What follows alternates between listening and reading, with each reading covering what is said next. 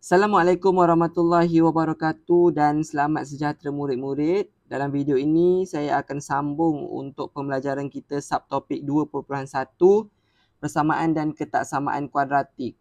Untuk kaedah yang ketiga iaitu kaedah jadual.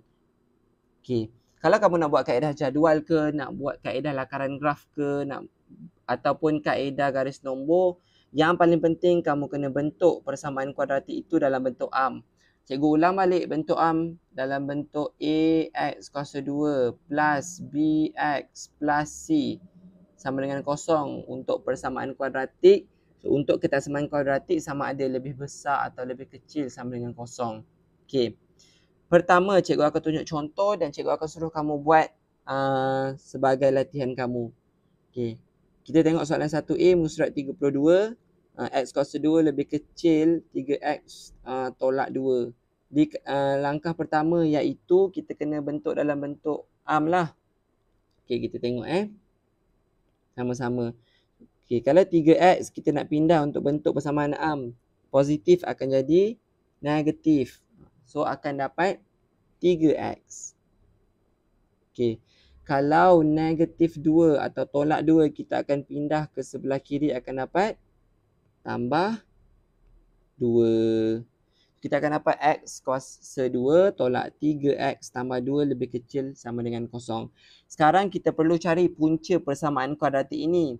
Menggunakan sama ada kamu nak guna pemfaktoran, penyumpaan kuasa 2, rumus mana-mana. Yang paling cepat yang kamu boleh dapat adalah kaedah pemfaktoran. Kamu tekan kalkulator dan kamu akan dapat punca kamu adalah X sama dengan 2 dan X sama dengan 1. Jadi bila nak masuk dekat dalam nak masuk dalam bracket yang macam cikgu ajar, kamu tulis X dulu. Okey, yang ni kan 2. So bila masuk bracket akan tukar simbol daripada positif akan jadi negatif. Sama juga X sama dengan 1. Bila masuk bracket kita akan tukar simbol sama dengan bila positif kita akan tukar X tolak 1 lah. Okey. Kita kena ada titik ujian juga di kaedah jadual ini. Titik ujian. Kita tengok titik ujian. So X lebih kecil daripada 1. Okey.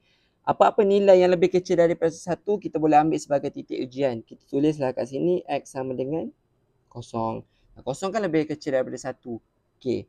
Dekat sini X antara 1 dengan 2. Kita boleh ambil apa-apa sahaja nilai.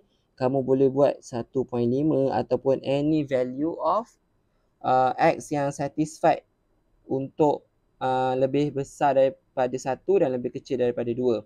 Dan last kali yang X lebih besar daripada 2 kita boleh ambil nilai 3 lah. Atau 4, 5 dan sebagainya boleh sahaja, tak ada masalah pun. Okey, sekarang ni tengok cikgu nak buat dan kamu kalau tak faham kamu boleh tanya selepas ini. Okey, awak masukkan titik ujian ini dalam setiap satu ini. Okey, sekarang kosong tolak 2 kita akan dapat negatif 2. So negatif 2 kita tulis simbol sahaja which is simbol negatif. Tulis kat sini. Okey, negatif. Okey. Kosong tolak 1 awak masukkan pula kosong dekat dalam ni. Kosong tolak 1 kita akan dapat negatif juga. So tulis simbol sahaja, tak perlu tulis nilai.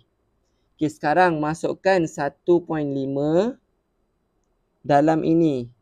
So 1.5 tolak 2 awak akan dapat nilai negatif. Awak tulis negatif dekat sini. Okey. Masukkan lagi sekali 1.5 dekat sini.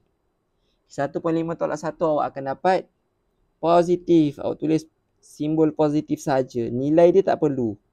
Okey. Last kali masukkan 3 dalam yang ini. 3 tolak 2 dapat positif. Okey, dapat positif. Tulis simbol saja. Okey, masukkan last kali 3 dalam ini. 3 tolak 1, 2. So 2 adalah positif kan? Positif. Okey. Ini cikgu nak recall balik awak punya tingkatan 1 bab integer.